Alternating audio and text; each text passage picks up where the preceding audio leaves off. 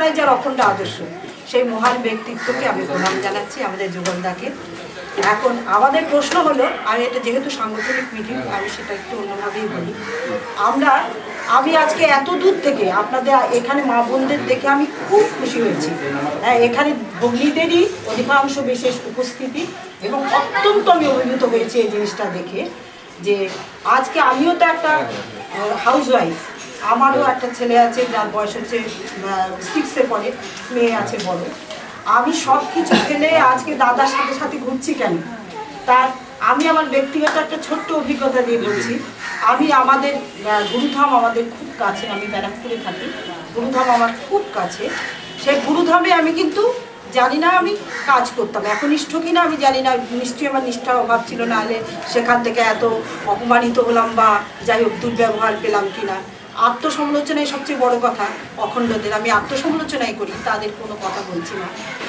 তা আমি একটা অখণ্ড মণ্ডলী করতাম কি এখনও করছি, অসম্ভব প্রতিকূলতাকে প্রতিরোধ করছি।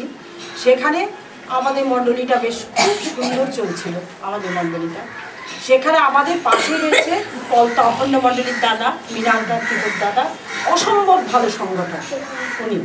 তা আমি যখন প্রথম এই অখণ্ড মণ্ডলীতে ঢুকি, উনি গোবিন্দলাল সরকারও, আমি নিন্দে করছি না, শুধু কত প্রাসঙ্গিক দু একটা নাম তুলছি। তা উনি বললেন যে ওনার কাছ থেকে সংগঠন করা শিখো।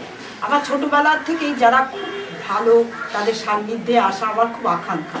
অনেক প্রতিকূলতাকে পরিহার করেও আমি আসি এখানে। বলতে আমি বাধ্য যে আমার স্বামী আমাকে ছেড়ে দেয় এবং তিনি বিরাট শিক্ষিত ব্যক্তি, কিন্তু খুব ভালো আদর্শের সাথে যুক্ত থাকেন, উনি এটা খুব চান, তাই আমাকে আজকে ছেড়ে দিয়েছেন, ওনাদের সঙ্গে আমি এসেছি। কিন্তু সেখানে আমরা যখন গেলাম, তা আমিও এরকম ছোটোবেলা থেকে বাবামণির দীক্ষা নেব অখণ্ড। আজকে আমরা সবাই দাদাকে পেয়ে যেমন অখণ্ড আদর্শ সম্পর্কে যেন তিনি উত্তাল সমুদ্রকে তুলে দিচ্ছেন, একেবারে সাগরের ভিতর থেকে মণিমুক্ত তুলে দিচ্ছেন, হীরেমুক্ত তুলে দিচ্ছেন। তখনকার বক্তৃতাকাররা এরকম ঠিক ছিলেন না, আমি প্রথম অবস্থায় যেটা দেখেছি। এবং আমি একজনের নাম করতে চাই না, আমরা সবাই একসাথেই বক্তৃতা করতাম ওখানে। উনি বলতেন, আমি বলছি ওই বইটা পড়ুন, ওই বইটার ভিতরে যে কী আছে তা নয়, শুনে আমিত্বকে অনেক বড় করে বলেন। আজকে আমাদের যুগলদার বক্তৃতা আপনারা শুনুন, উনি কী বলেন। ঠিক যেভাবে আমাদের এটাকে প্রকাশিত করলে আমরা মানুষ হব, আমরা সংগঠিত হব, ঠিক সেই ধারাগুলোকে, সেই নিয়মগুলোকে উনি আমাদের মধ্যে ধারাবাহিকভাবে বলে দিলেন যে এগুলো যদি পরম্পরায় আমরা অনবরত আমরা যদি পালন করতে থাকি। সত্যিকারে একটা কথা চিন্তা করে দেখুন তো, আমি মাঝে মাঝে মনে মনে ভাবি যে আমাদের এই অখণ্ড আদর্শ নিয়ে আলোচনাটা বা অখণ্ড গুরুবার নিয়ে যে আলোচনা বা অনুষ্ঠান, এগুলো সিজনিং ফুডের মতো, আমের মতো।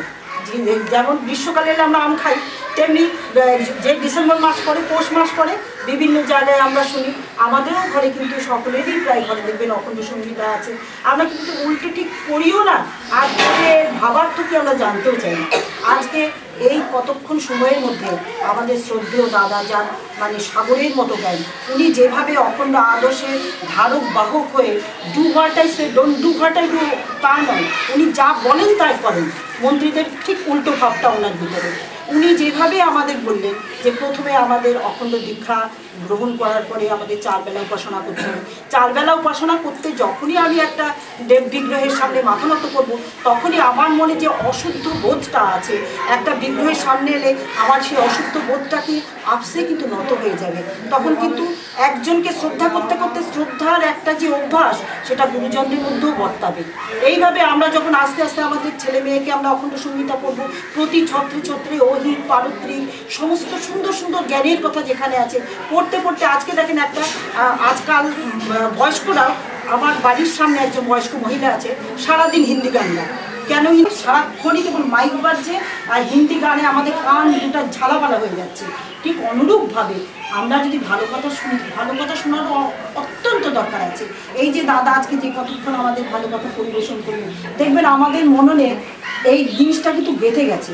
হয়তো উপর ভাসমান বলে সেটা আমাদের সর্বক্ষণ বিরাজ নাও করতে পারে, কিন্তু কখনো কখনো আমাদের মনের চোরাবালি থেকে সেটা কিন্তু উঠে আসবে।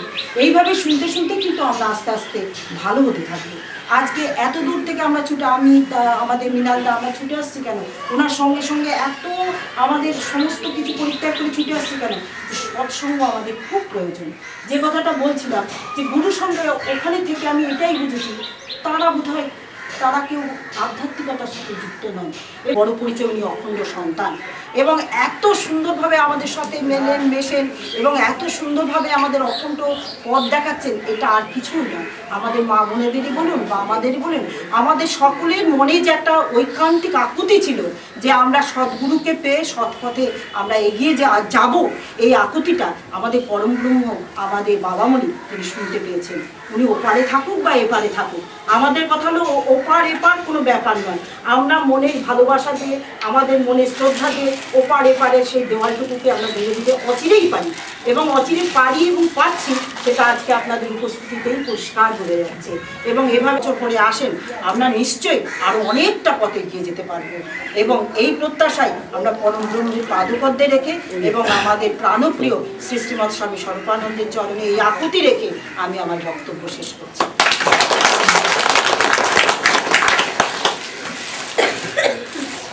করব। আর পূর্ণ ভাণ্ডার 1 বছর জন্য সঞ্চয় হবে, ওই হরিওম কীর্তন পরিক্রমা যাবে শিলচর সবাইকে। এখন থেকে সঞ্চয় রাখতে হবে, 5,000 টাকা জমু, 3,000 টাকা জমু, সব আমরা ওই হরিওম কীর্তনের জন্য আস্তে সঞ্চয় শুরু হয়ে যাবে। এই 4টে কথা প্রতিশ্রুতি রক্ষা করবে। সঞ্চয়রা আছে, ওরা পরে আপনার আসতে তিনি জানেন আপনাদের এই শ্রদ্ধা ভক্তি বিনয় দান করিয়া বাবামণির কথা কিন্তু আমার না, আপনারা সর্বসুন্দর হয়ে উঠুন। এইটা দাদার সঙ্গে মিলিয়ে বলছি, বুঝতে পারছেন?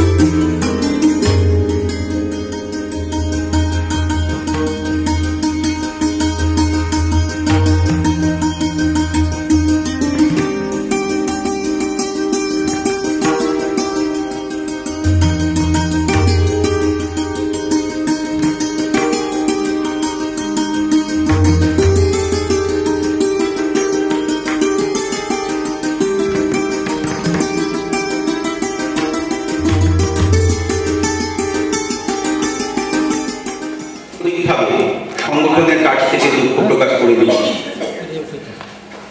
আমাদের যে সমস্ত মাননীয় অতিথি আজকে অনুষ্ঠানে যোগ দেওয়ার কথা ছিল সবাই চলে এসেছে, মিডিয়ার বন্ধুরা সবাই চলে এসেছে, মাননীয় যারা আপনারা গুরু ভাই গুরু ভগ্নী ব্যক্তিত্বপূর্ণ মালদার মানুষ তারাও আসতে শুরু করেছে। শীতের সন্ধ্যা, আমরা দেরি করবো না, সভার কাজ শুরু করে দেব। আমাদের দুটো অধ্যায় আছে, স্বামী স্বরূপানন্দে সঙ্গীতালক্ষ, কারণ সঙ্গীতকে তিনি খুব ভালোবাসতেন। সেই সঙ্গীত আমাদের আজকের অনুষ্ঠানের একটা বিশেষ অংশ নেবে। এবং আর একটা অংশই যার ডাকে আজকে আপনারা এসেছেন, সারা ভারতবর্ষ এবং বাংলাদেশ, যাকে স্বামী স্বরূপানন্দের নাম শোনার জন্য, যার কাছ থেকে পাওয়ার জন্য, কিছু বাণী কিভাবে চলতে হবে জানার জন্য উদ্গ্রীব হয়ে আছে, সেই মাননীয় যুগল কিশোর ব্রহ্মচারী উনিও চলে এসেছেন, অন্যান্য বক্তারাও চলে এসেছেন। আপনারা আমাদের সাহায্য করবেন, আপনারা ধৈর্য ধরে একটু অপেক্ষা করবেন। প্রেসের বন্ধুদের বলছি, আপনারা দয়া করে অপেক্ষা করবে। আজকে পরিপূর্ণতা দিতে দিন, আমরা সবাই তাতে সাবলীল হব, অনুষ্ঠানটা পরিপূর্ণতা লাভ করবে এবং আমাদের আত্মিক বিকাশও ঘটবে। ধন্যবাদ। সঙ্গীতে অমরের ও সংস্কৃতি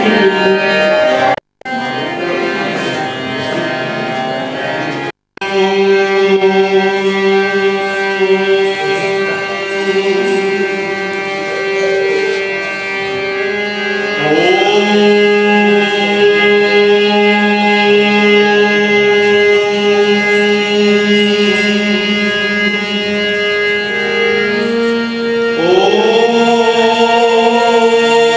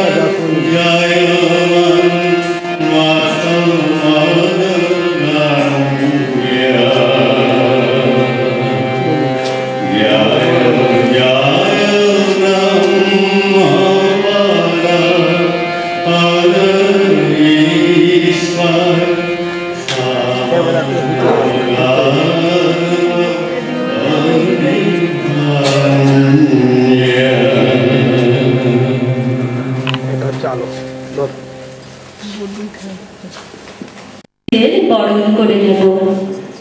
যুগল কৃষ্ণ ব্রহ্মচারী মহাশয়কে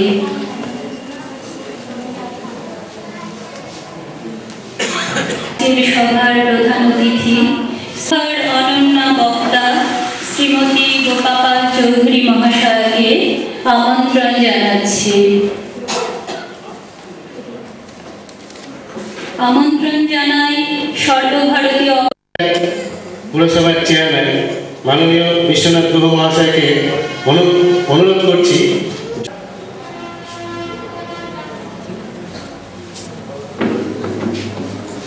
জয় গুরু শ্রী গুরু মহাদেব হরি হরি ওম হরি ওম দয়াল গুরু শ্রী গুরু মহাদেব হরি হরি ওম হরি ওম অখণ্ড মহাদেব হরি হরি ওম হরি ওম।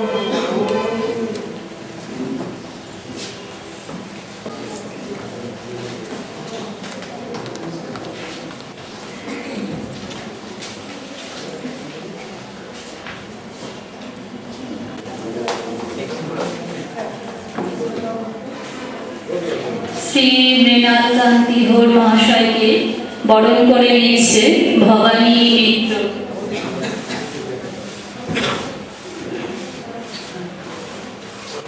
শ্রী প্রদীপ বসু মহাশয়কে বরণ করে নিয়েছে অজিত দাস।